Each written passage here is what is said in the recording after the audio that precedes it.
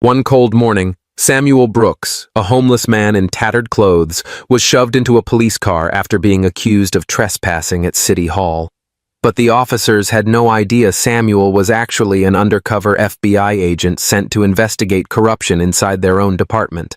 Now every move they make could seal their fate. What will happen when the truth explodes in their faces? If this twist caught your attention, hit like, share your thoughts in the comments, and subscribe. Now, let's get into the story. The city was awake, but not alive. Frost clung stubbornly to the sidewalks, each footstep crunching in the brittle winter air. Ethan sat against the cold brick wall across from the police station. His knees bent, an old canvas backpack tucked close to his chest. His coat was patched and frayed, the beanie on his head pulled low enough to hide his eyes from most, except those who looked hard enough. From the station doors, Chief Harper emerged like a man already in a bad mood. His bulk filled the doorway, his heavy boots slamming the concrete steps like he was trying to crush the morning itself. The second his eyes landed on Ethan, something sharp lit up in them, a familiar disdain, quick and mean. "You," Harper barked, pointing like he was marking a stain. "Get up. You're not camping here." Ethan looked up slowly, his breath misting in the cold. "I'm not camping," he said evenly. Harper smirked, the kind that wasn't amused. "Then what are you doing? Waiting for a handout? Or maybe scaring decent folks with that face of yours?" His voice carried the kind of venom that didn't need to shout racist to be heard. "I'm just sitting," Ethan replied, calm but unblinking. That calmness got under Harper's skin fast. "Not anymore, you're not." Ethan didn't move. "You deaf or just stupid?" Harper stepped closer, his shadow swallowing Ethan's knees. "On your feet. Now." Across the street, a couple slowed, watching. A phone camera blinked red. Ethan's eyes shifted briefly toward them, then back to Harper. "Maybe the street was ugly before I got here. That did it." Harper's jaw clenched, his voice dropping into something darker. "Stand. Up." He jerked his chin at two officers by the station entrance. One was Carla, mid-20s, sharp features and a hesitation in her step. The other officer, Jansen, had the eager swagger of a man who loved orders like this. "Search him," Harper ordered. Carla frowned. "Sir, he's just—" "Do it." Harper's voice cracked like a whip. Ethan pushed himself up slowly, never breaking eye contact. His hands stayed visible, the backpack strap dangling from his wrist. "Careful," he said quietly. "You might regret this." Harper's smile was tight, humorless. "The only thing I regret is having to look at you while I drink my morning coffee." Chief Carla started again, quieter this time. "This isn't Carla," Harper snapped. "Cuff him." The click of the cuffs was louder than it should have been in the open air. Ethan didn't resist, but the stillness in his posture made the moment feel wrong. "You got ID on you?" Jansen asked, already pawing at the backpack. "You don't need it," Ethan said. "Not yet." The phone camera across the street edged closer. Harper spotted it and strode toward the man filming. "Put that away. You want to spend the night in a cell, too?" A murmur rose from the small group of bystanders, just loud enough to make Harper turn, glare, and shout, "Move along! Show's over!" But no one really moved. The tension had weight now, thick, pressing the kind that made even the air feel charged.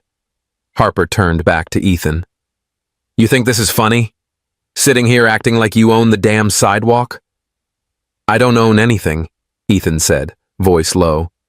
"But I know what's yours to take. And what isn't."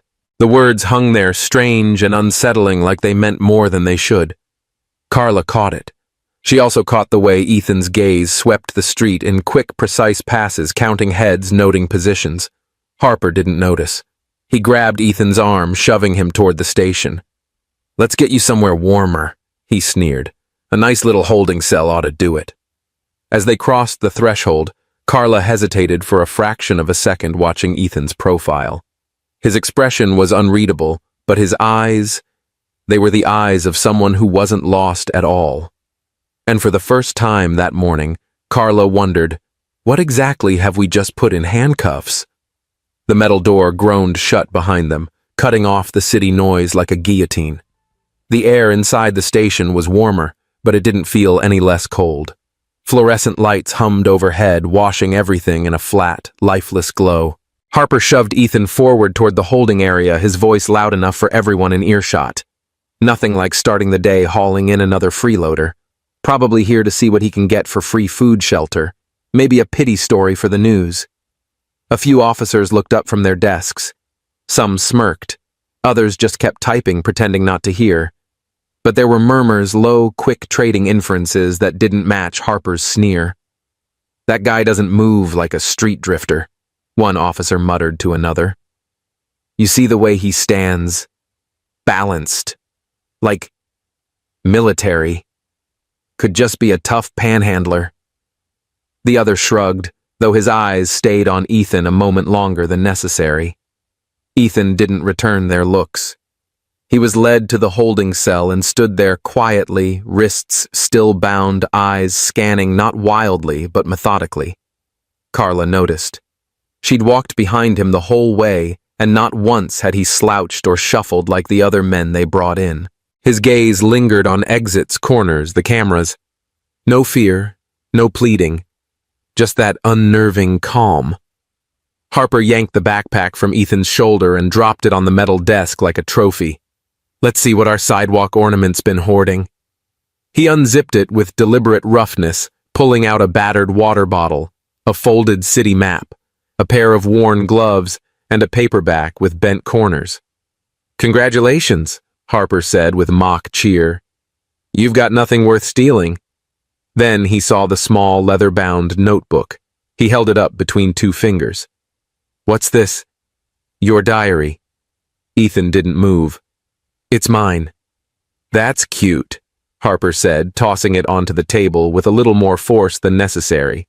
Bet it's full of poor me poetry about the cruel world. He reached into Ethan's coat pocket, patting roughly.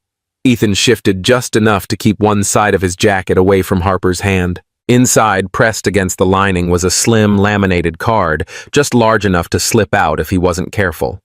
He kept his elbow close, turning slightly with each shove Harper gave. The card never flashed into view. Harper leaned back, apparently satisfied he'd taken what he wanted. Search complete, he said to no one in particular. We can book him after I finish my coffee. Carla stood with her arms folded. You're just holding him because you don't like where he was sitting, she said evenly. Wrong, Harper shot back. I'm holding him because loitering in front of a police station is asking for trouble. And guess what? He found it. Across the room, the station's low hum seemed to change pitch. Conversations grew quieter. A kind of wary tension hung in the air, not directed at Ethan, but around Harper himself. Ethan caught it, the way a couple of officers straightened in their chairs when Harper spoke, the way others avoided his gaze entirely. Power was here, but it was brittle, carried by the loudest voice, rather than the strongest hands. In the far corner, a man in his late 50s sat with a cup of coffee cooling in front of him. His uniform bore the creases of someone who'd worn it for decades. He didn't join in the banter. He just watched. Ethan felt the weight of that look, measured deliberate like a man leafing through an old memory. Seen him before, another officer asked quietly as he passed the veteran cop. The older man didn't answer. His eyes stayed fixed on Ethan, scanning his face, his posture as if waiting for something to click into place. Inside the holding cell, Ethan sat on the bench, leaning forward with his elbows on his knees. He could feel Harper's gaze on his back, Carla's eyes on his side profile, and that older officer's stare like a pin through fabric. He gave none of them anything back, because sometimes silence said more than any defense could. Harper leaned forward, elbows on the table, the thin metal surface between him and Ethan almost vibrating from the cop's restless tapping. Name, address, why you're here. Harper fired off, his voice clipped, each word sharper than the last. And don't give me that, I don't recall garbage. We can do this all day. Ethan just looked at him, calm, almost amused, and smiled faintly. No words. just a stillness that seemed to slow the air in the room. Carla, standing by the wall, crossed her arms but kept her tone lighter. "Look, nobody's saying you're in trouble," she lied gently. "We just need to clear up a few things. Where are you staying right now?" Ethan finally spoke, his voice low, smooth, and steady. "I'm doing my work.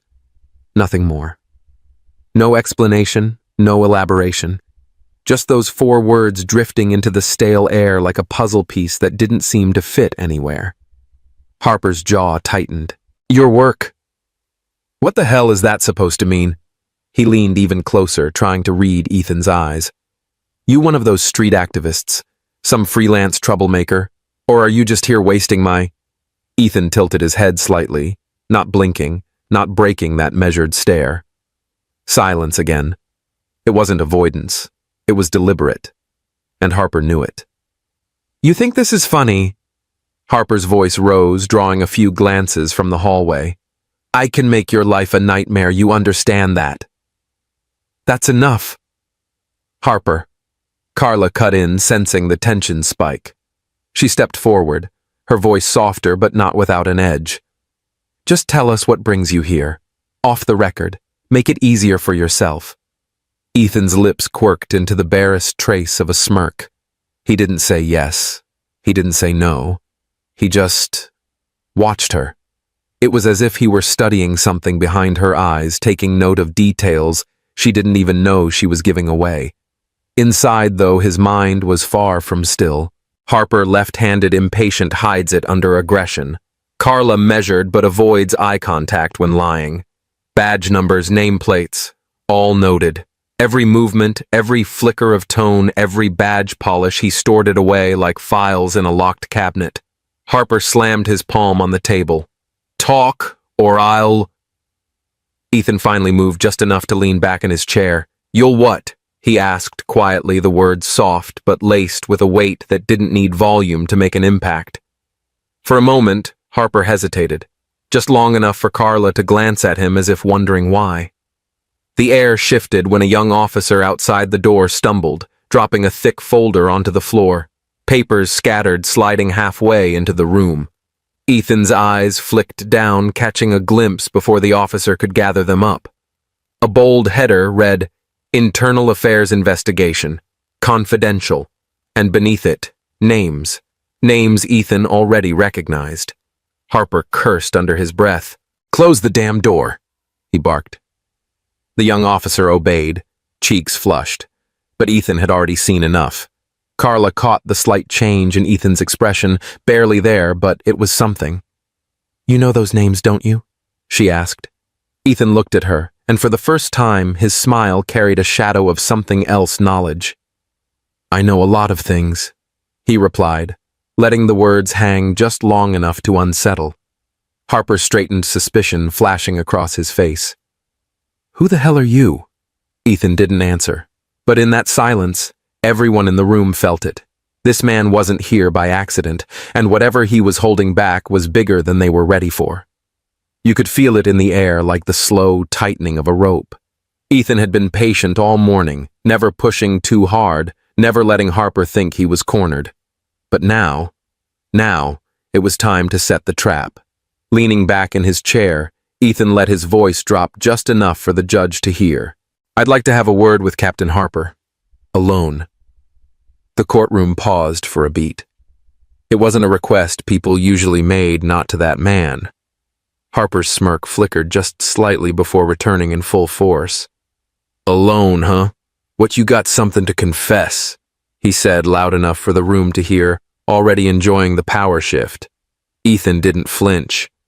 "Something like that."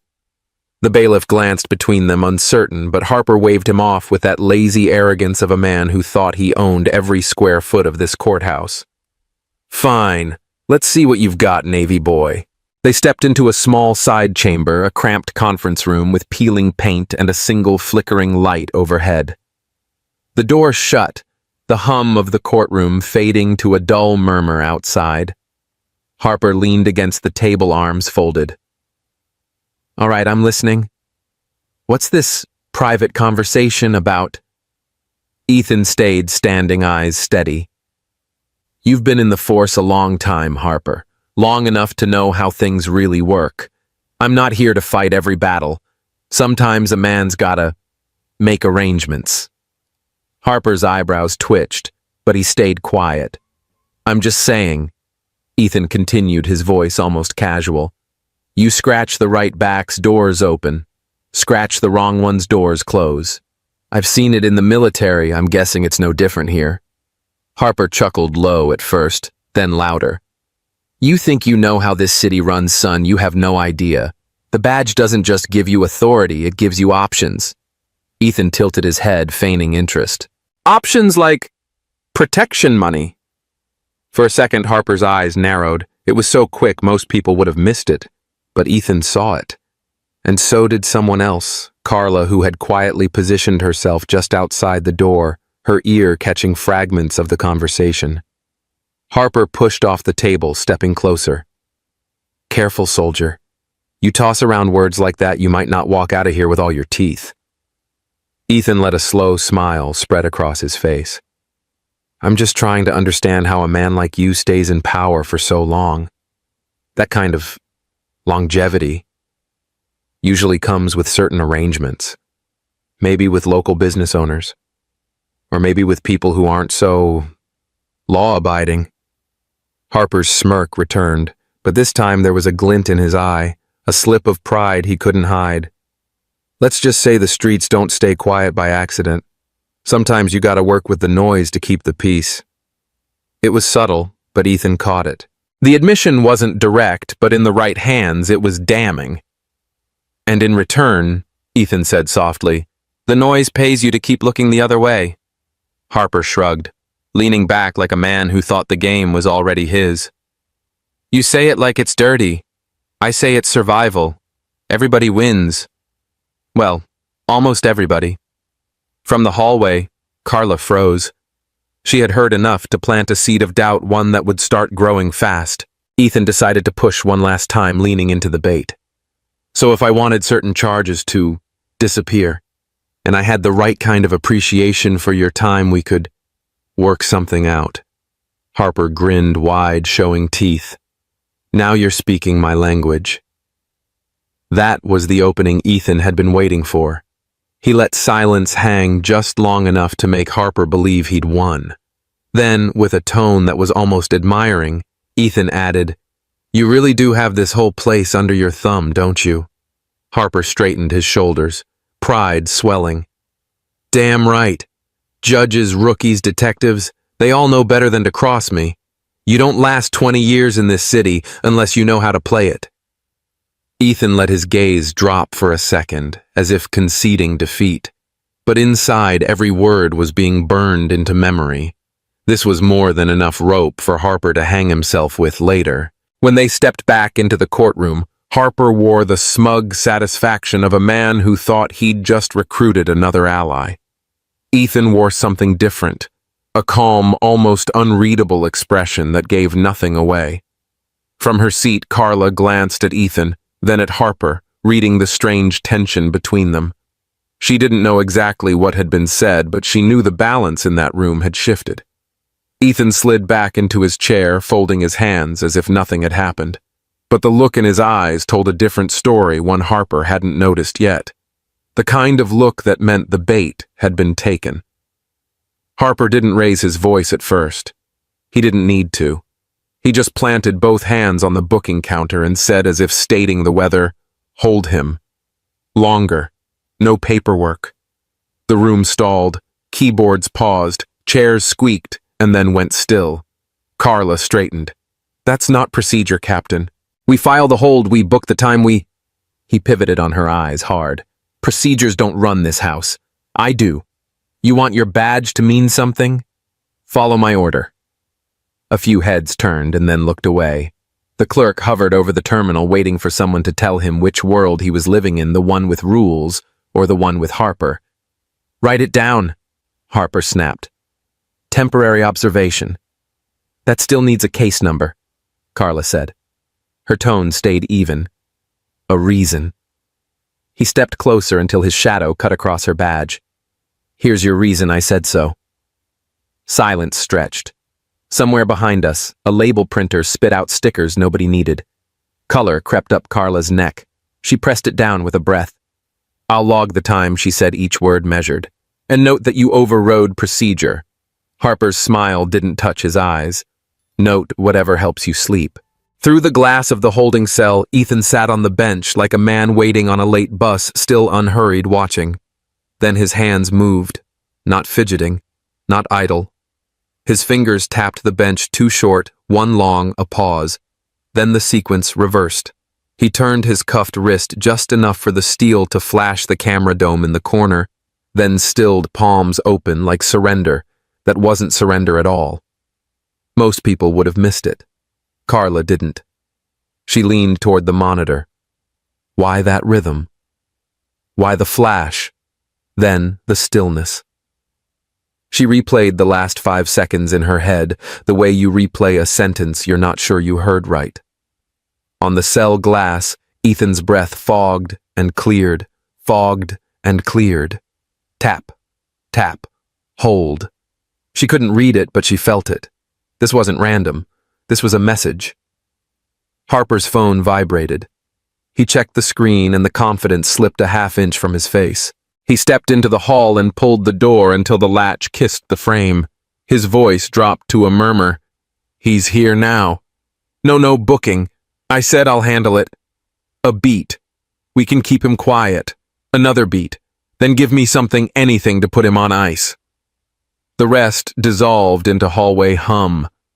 The room felt larger without him, but not safer. The thin strip of light under the door suddenly looked like a wire. Carla looked at it then, at her own hands, and willed the tremor out of them. Inside the cell, Ethan shifted forward, elbows on knees. He didn't raise his voice. He didn't have to. "You don't know how deep you're in," he said, eyes on Carla, tone flat as a diagnosis. She drew closer, careful not to look like she had. "Why am I in danger?" "Because you still think the rules are the walls," Ethan said. "They're paint. He walks through them." She swallowed. "Who does he answer to?" "Not you," Ethan said. "Not the law. Not today." Carla glanced up and the red recording dot over the corridor. "If you're hoping someone's watching, our feeds go through the same people who answer to him. That's why you keep your own notes," Ethan said. For the first time, his voice thinned at the edges with something that sounded like care. "Log the time. Make copies. Don't open that door if you're alone." She didn't nod. She didn't need to. The decision settled into her shoulders. The veteran drifted in like a thought you almost miss. Lieutenant Rowan, paper cup in one hand, eyes that measured more than they moved. He took in the desk, the monitor, Carla's set jaw. Holding without a case number, he said to the air, makes a bad headline. Harper's voice bled back through the hall before his boots did. "Get out of my doorway." Rowan didn't move. He looked at Carla instead. "Log the hold," he said quietly. "Print your own copy." When Harper reappeared, Rowan stepped aside 3 inches no more and scanned the screen. His gaze caught the rhythm of Ethan's fingers, the flash of the cuff, the stillness. He didn't claim to understand it. He recognized intention. "You're not the only one watching the cameras," he said to Carla as he turned to go. She couldn't tell if that comforted her or made her afraid. Harper came back with his face set like poured concrete. He hooked a thumb toward the cells. 3. Lights off. The buzzer sounded. The lock clacked. Carla keyed the command with hands that looked steadier than they felt. The overhead bars dimmed to a sullen glow. The camera dome caught one last flicker off Ethan's cuff, and then the shadows folded in. From the hallway, a laugh drifted. Someone cracking wise about house guests. It died when Carla looked up. She pulled a small notebook from her pocket, the one she'd never used on duty, and wrote the time. The pen dug so hard it almost tore the paper. Behind the glass, Ethan didn't move for a long moment. Then his head turned toward the dark corner where the camera's view didn't quite reach. "When the lights go off," he said, voice just above a breath, "people say things they don't want recorded." Carla looked again at the red lens. It glowed dutiful, unblinking. For the first time all morning, she wasn't sure it meant anything at all. Harper hovered at her shoulder, satisfied, a man who believed he'd put his problem in a box and shut the lid. "You see," he muttered. "Quiet as Sunday." Carla didn't answer. She was listening past the hum of the vents, past the fluorescent buzz to the rhythm she couldn't name but couldn't ignore, two short, one long, a pause. The sound of a message moving through a wall that wasn't a wall. Rowan lingered in the doorway again, just a shadow now. He tapped his watch and murmured almost to himself, "Every bad story starts with a missing timestamp." Carla tore the label from the printer and stuck it to the back of her notebook. Then she slid the notebook inside her jacket under the badge where it could feel her heartbeat. In the cell, Ethan closed his eyes. To anyone else, it looked like rest. To me, watching from 10 feet away, it looked like the moment before a plan exhales. The red dot stared. The lights stayed low. Somewhere beyond the walls, a phone rang a second time, and this time, no one answered it. It didn't start with sirens. It started with phones. By late afternoon, every screen in the bullpen lit up the same way, pings, group chats, a shaky clip framed by a brick wall and winter sky. You could see Harper in it, jaw set, one hand on Ethan's shoulder, the other pushing him toward the precinct steps. You could hear a woman behind the camera say, Hey, get off him!" And a second voice, shaky but furious, "He's not doing anything." The clip was 60 seconds of cold air and certainty. Outside, the sidewalks began to fill like water finding the lowest place. First 2s and 3s, then clusters, then a line that wrapped the iron rail out front. People didn't need signs. They had phones held high, screens playing the same minute from different angles. Someone called out Ethan's name without knowing it, just the shape of it. The syllables you give a stranger when you're on his side. Inside, the sound changed. Radios still crackled, keyboards still rattled, but underneath was a hum I've only heard when a building becomes aware of itself. Officers walked a little faster. Heads hovered over monitors. Nobody said problem, but everyone said it with their eyes. Harper stepped from his office like a man who expected to win the room by standing in it. "Spin this down," he told the watch commander. "Now." Statement in 10 subject resisted officers followed protocol. "Chief," the commander said carefully.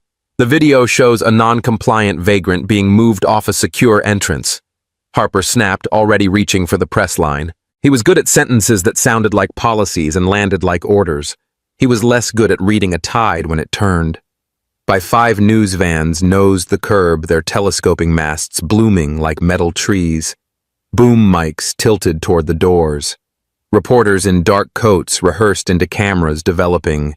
Breaking, sources say. While a cold wind lifted the same minute of video across 100 feeds. Every replay caught the same details, Ethan's hands up, palms open. Harper's grip hard enough to leave a print, the part where a bystander said, "He's not resisting," and nobody in uniform answered. They pressed him on the steps, 3, 5, a dozen questions that stitched together into something you couldn't unpick. Why was he detained? Did he have a weapon? Why is there no booking record? Harper tried the safe words. Ongoing investigation. Officer safety. Subject became agitated. The clip rolled again on a tablet held 6 inches from his face. It didn't agree with him. For the first time all day, he blinked too slow. Ethan didn't say a word. Cell 3 held him the way a good pocket watch holds time. Steady, exact. He sat on the bench. Shoulders, easy eyes, absorbing everything that lived in the corridor. The camera dot, the footfall patterns, the way the vents breathed when the front doors opened. If rage visited him, it left without a chair. He looked like a man waiting for weather to change.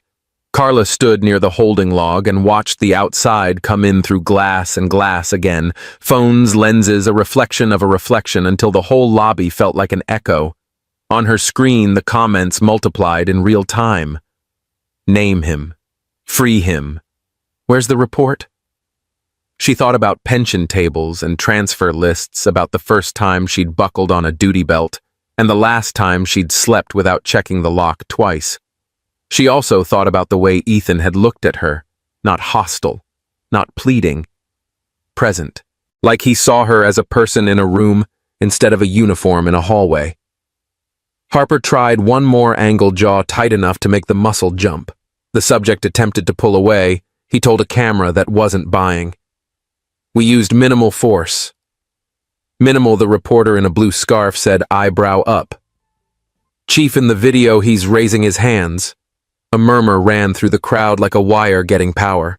Somewhere across the street, a woman in a gray knit cap watched the windows as if they were faces. She held a paper cup the way people do when they want to be part of the sidewalk and not the story.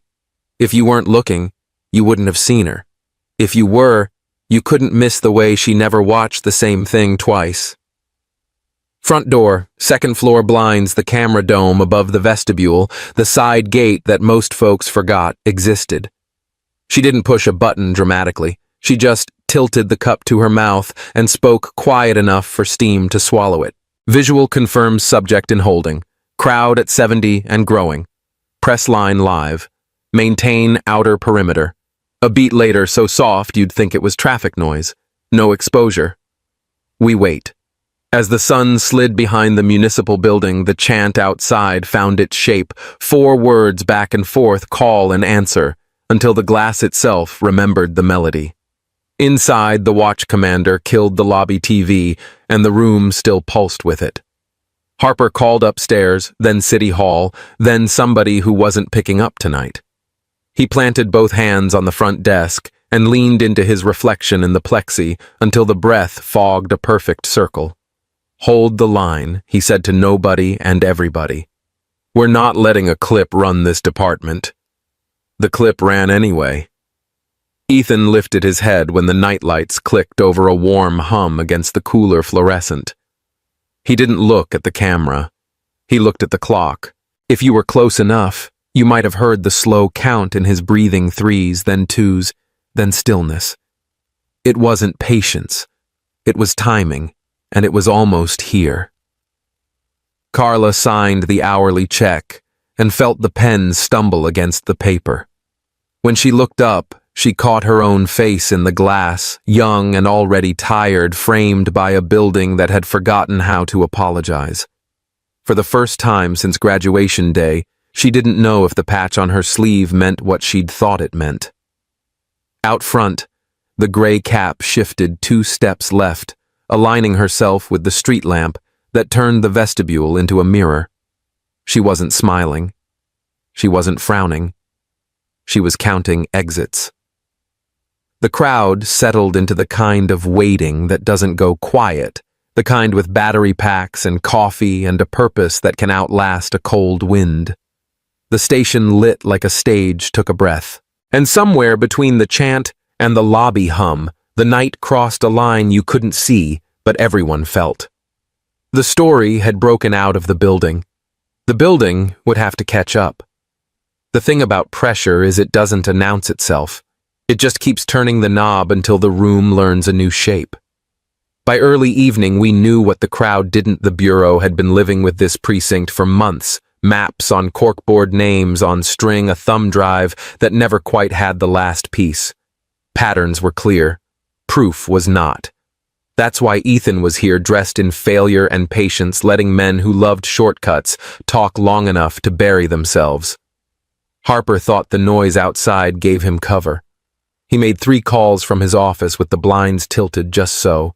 We caught the shape of it in the reflection on the glass timeplace, the same voice he always used when money was about to move. Tonight, he said, no tails. He believed it because fear had kept him right for years. Ethan sat in cell 3 like a metronome set to slow.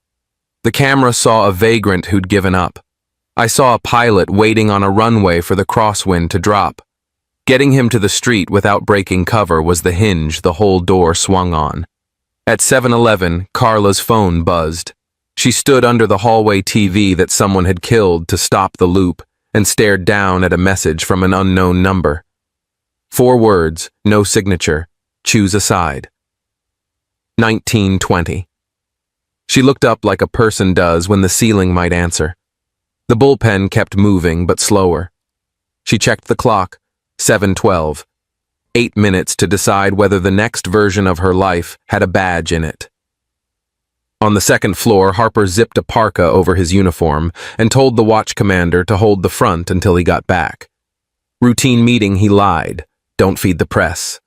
He cinched his cuff as if authority were a sleeve you could tighten. Carla went to the holding desk. She signed the log with the hand that wasn't shaking and walked the corridor like it owed her nothing. At cell 3, she stopped. Ethan lifted his head. No pleading, no swagger. Just that steady look that made you feel seen in a way that was either comfort or threat depending on the day. She kept her voice under the hum of the lights. If I open this, am I ending my career or starting it? Both, Ethan said, soft like a secret should be. And I'll remember. For real protection, she whispered. Not a headline. Paperwork. Placement. A way out. You'll have it, he said. But once this door moves, it moves fast. Her breath hitched. What are you really... Exactly what you think when you're not scared, he said. It wasn't a boast. It was a handrail. She checked the camera. Red dot on. But the blind spot at the hinge was real. We'd measured it 3 nights ago with a coffee cup and a flashlight. She slid the key in, turned it just far enough to make no sound, and let the lock give up its grip. 2 minutes, she said. There's a supply stair to the alley. Don't make me a liar. He stood the way men stand when gravity changes back. Tonight gets loud, he told her. Stay away from the river roads. The where? But he was already at the hinge, already a shadow moving like he'd rehearsed the air. At the corner he paused only long enough to put words where a promise should go. Carla. After this call, the number that texted you. Ask for Chen. Who's Chen? The person who keeps receipts, he said. And then he was gone. A coat slipping between a mop sink and a service door the city had forgotten it owned. Upstairs, Harper left by the side exit he thought was his secret. He didn't see the woman across the street in the gray knit cap tilt a paper cup and murmur, "Primary is mobile." He didn't see the van that didn't start yet. He didn't see the clock tick toward 1920, the moment a text becomes a choice, and a choice becomes a road. Carla stood in the corridor alone, the echo of the latch still in her bones. She looked at the empty cell, and then at her hands like they belonged to somebody braver. When her phone buzzed again, she didn't flinch. Unknown. Good. Now breathe. The night leaned forward. The window between almost and too late was open, and the city could feel the draft. You could smell the river before you saw the building old wood diesel, a cold bite that lived in your teeth. Harper parked by the loading bay like a man arriving at his own solution. Hood up, collar high, he scanned once, twice, and walked into the yellow cone of a floodlight. I watched from the berm across the access road, belly to damp grass radio low against my jaw. Ethan lay 10 yards to my left, still in the same battered coat knit cap pulled down a shadow among shadows. You wouldn't have picked him out unless you knew what to look for, the way he never looked anywhere twice, the way his breathing kept time with the wind. A panel door rolled up. Patrick Brennan stepped out with 2 men and a canvas bag that sagged in the middle. No small talk. No handshake. Harper touched the bag. Brennan touched his sleeve. Same arrangement. Harper said, voice pitched to carry just far enough. Eastern numbers go up, we're good. If internals start sniffing, I've got... Insulation. Your insulation wears a badge, Brennan said, amused. Name me 5 more. In writing. Harper's mouth twitched. He shouldn't have liked the dare. He did. From his inside pocket, he slid a folded sheet, tapped it with one thick finger. Franklin, Ortiz, Jansen, Salazar, Decker.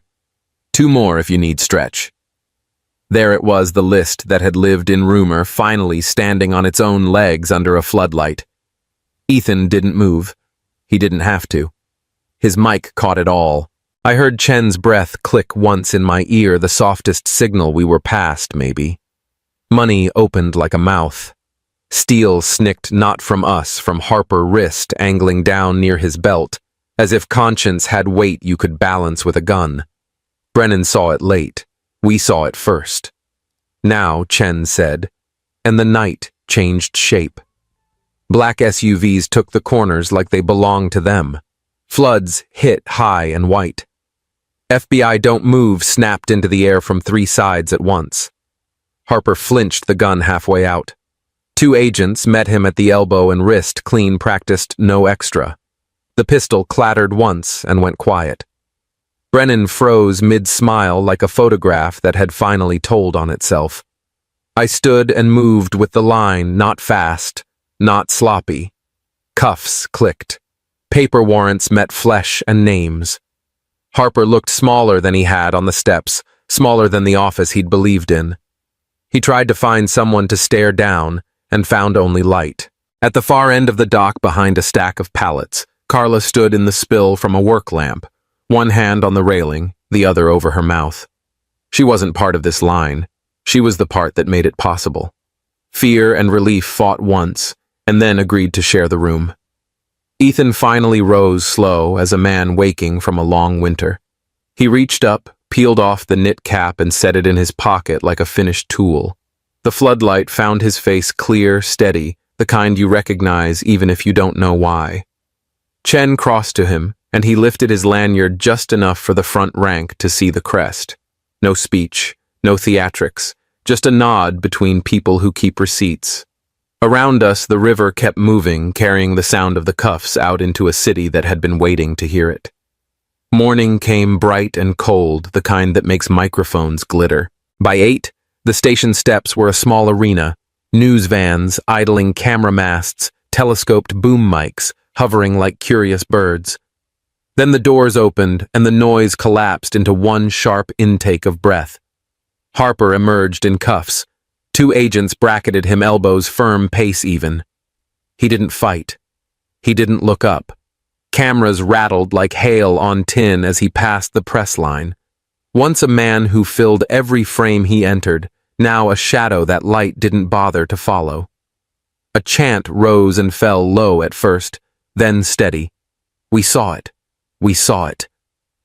At the podium, Agent Maya Chen set a plain folder on the wood and let the silence do the work. Good morning. I'm Special Agent Maya Chen with the FBI. Last night we executed federal warrants connected to an ongoing civil rights and corruption investigation. She read names carefully, each one landing like a gavel. Chief Robert Harper, Lieutenant James Franklin, Officer Daniel Jansen, Sergeant Luis Salazar, Dispatcher Ray Decker. Additional arrests pending. The crowd murmured a sound halfway between shock and relief. Then Ethan stepped forward.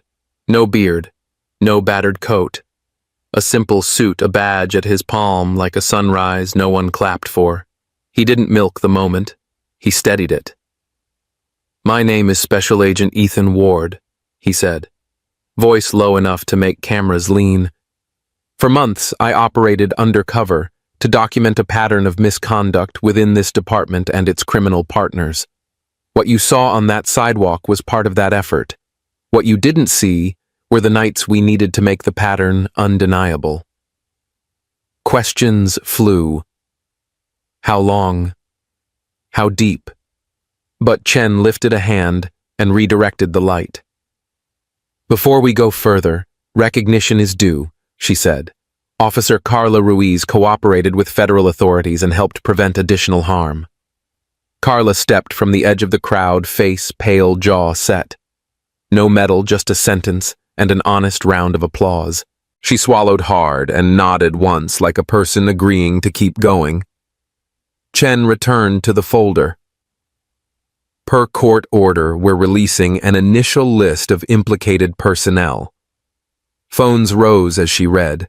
Somewhere behind me, a woman whispered, God, and a man in a navy cap said, about time. A handful of people turned toward Ethan and offered something rarer than cheer apology. I'm sorry, a woman called, voice frayed but clear.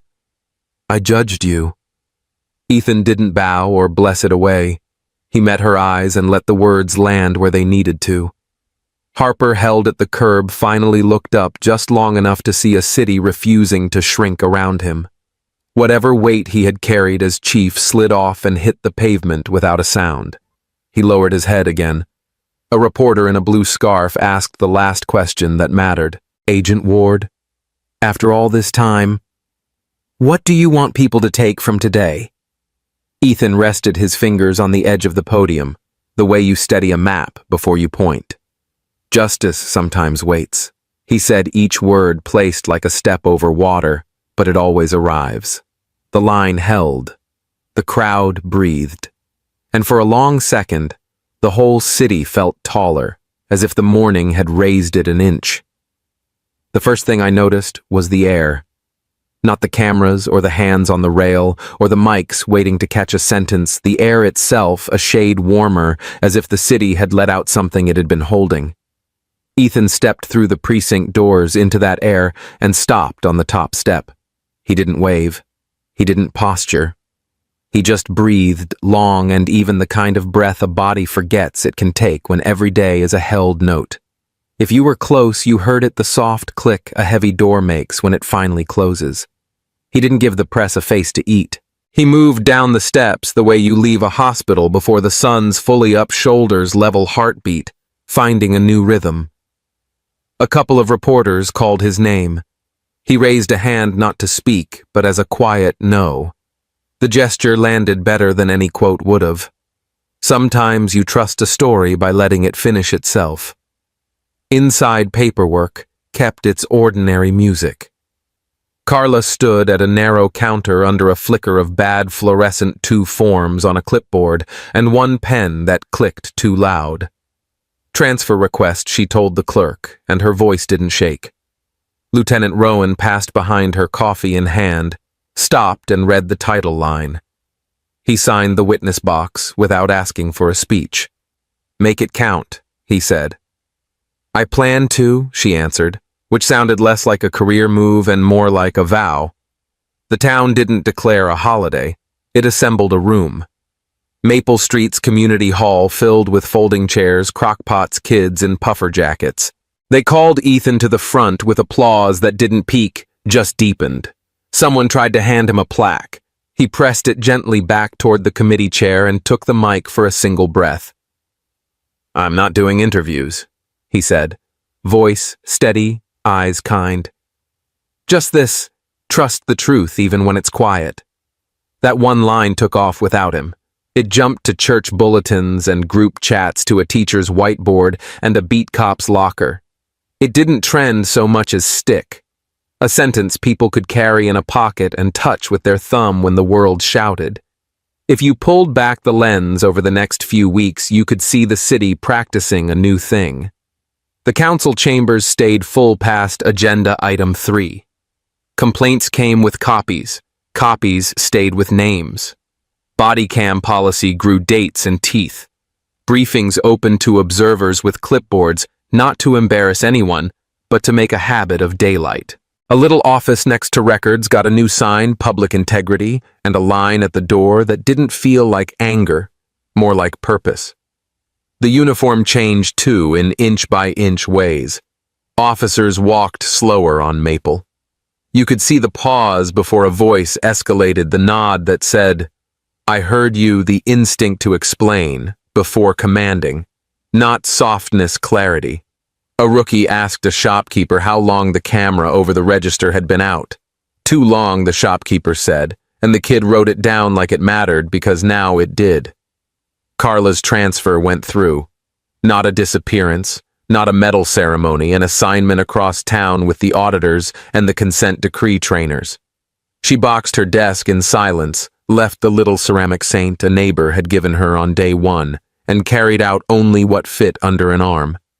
A notepad, a photo of her mother on graduation day, a badge that still meant something to her, even if the meaning had changed shape. She texted a number with no name and got back 2 words, "Safe place." Sometimes mercy arrives like logistics. As for Ethan, he kept saying no to the sit-downs, the profiles, the book that would have written itself. The city tried to make him a statue. He made himself a witness and then an ordinary citizen. That's harder. He met with Chen and a handful of community leaders at a back table in a diner that still pours coffee that could dissolve a spoon. He gave them time, not posture. He handed over a notebook, not a headline. "Your turn," he said, and he meant it the way a relay runner means it hand to hand, breath to breath. By month's end, the camera didn't have a main character anymore. It had a city learning to look itself in the eye. People still called 911. Cars still got towed. Somebody still argued about leaf pickup. But when a cruiser rolled by, heads didn't drop. They tracked it with a new question in them. Show me the work. That's not distrust. That's citizenship. I saw him once more on a thin afternoon when the sun slid under the cloud deck and made the pond look like brushed metal. He sat on a park bench that faced the water hands in his pockets, shoulders easy. A patrol car crept past on the path above. The driver nodded. Ethan nodded back. Not salute, not surrender recognition. He watched a kid lose and find a glove. He watched a woman laugh into her scarf. He watched wind take the last leaves from a stubborn branch. Then he smiled small and real, like someone hearing a far-off train arrive exactly on time. He stood not in a rush and walked the path toward the street. No overture swelled, no banner dropped. What changed here changed in the open, the way weather clears, the way breath returns. Justice didn't announce itself. It just kept showing up until we learned the shape of it. If this story resonated, hold on to what it asks of us. Trust the quiet truth, demand accountability, and stand together, patiently, bravely, until justice shows up in the open. That's the heart of tonight's journey. If you found value here, please like this video, share it with someone who needs a little hope, and subscribe to Mr. Mac's Stories for more human-first narratives that honor courage and community. Your support doesn't just help a channel, it fuels a small creative team committed to crafting thoughtful, high-quality storytelling week after week. Tap subscribe and the bell so you don't miss what's next on Mr. Mac's Stories. And watch for our little mark of hope, the Mac Star M. When you see it, you'll know you're part of this story too.